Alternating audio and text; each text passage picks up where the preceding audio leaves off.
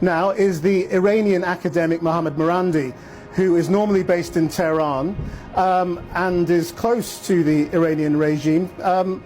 What was the point of today's attack? Is that the beginning of a wider attack and a longer war, or is that it? The point is made.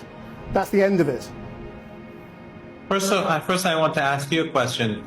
Did you call the person from Israel close to the Israeli regime, or was that the Republic Israel? Is it just I who represent the regime, or I'm close to the regime? What's a regime? It's the Islamic Republic of Iran. I'm happy if it means we can carry on with the conversation. I'm happy to say the government rather than the regime. Let's not get hung up on that. There are missiles being traded tonight, and it's. Yeah. So show respect for my country.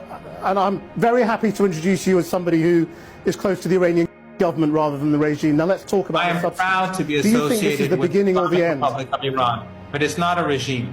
It's the Islamic Republic of Iran, and it is the side, as I said to you last night, that is defending the Palestinian people, where your criminal government is helping the Israeli regime slaughter and kill women and children for a whole year.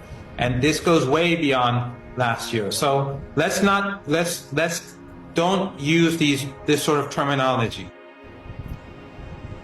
Yeah, Professor, I'm trying to do the same thing with all my guests tonight, which is to focus on the future now, because today is a frightening day for many people around the world. As Iran has launched missiles into Israel, we want to know, is this the beginning of something much bigger, or is that it? Is that the point made by Iran, and it waits to see what Israel will do? The way out is for the Holocaust in Gaza to end. The way out is for the Israeli regime to stop slaughtering children. The way out is for the British regime to stop the Israeli regime from carrying out these massacres. That's the way out.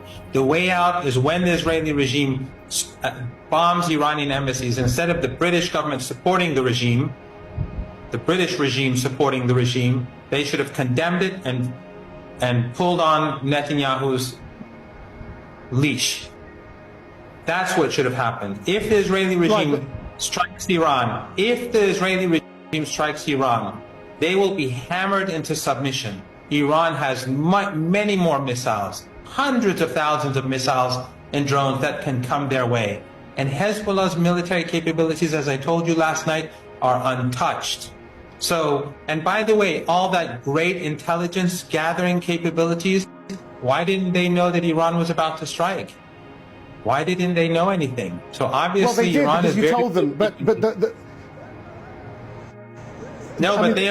point is Netanyahu said at the UN and then again on television yesterday that he would, that if Iran did anything, then nowhere is safe from Israel's weapons, and the indications are that there will be some kind of response. So, I mean, let me ask you, your opinion. The same question I asked my Israeli guest. Do you think Iran and Israel are tonight at war? Iran, if the Israeli regime strikes Iran, Iran will batter it into submission. It will batter it into submission. So it had better be careful. Enough is enough. The genocide must stop. The Holocaust must stop. And the United States, if it enters the fray, let your people know, let the people of the UK know, if the Americans enter this, that is the end of the oil and gas market in the Persian Gulf in this region. The price of oil will go up into hundreds of dollars. The global economy will collapse. Millions of people will be on the move, and many of them will be coming your way. So people in the UK, in Western countries, should put pressure on their governments to end this Holocaust. It's very easy. Stop the Holocaust. Stop the genocide. It's not very complicated. It's not rocket science. Well, that's the key. Are you all saying that that this is all down to Gaza, and that if Israel stops in Gaza, then everything goes back to normal? That's what the U.S. government was promising. They were promising a ceasefire, and they were lying. They were lying through their teeth. They knew they were lying. They were giving the Israeli regime time to carry on the slaughter. We all know that. Just like the two-state solution was always a lie. It was there, put there to keep everyone quiet so the land grab can continue. The Israeli regime was taught a lesson today. But this may not be enough. The Iranians are willing to go all the way what lesson do you think? To beat the regime into submission. What lesson do you think was taught? They cannot bomb our embassies and get away with it. They cannot. That's what they did. They cannot murder senior foreign guests who came to Iran for the president's inauguration and get away with it.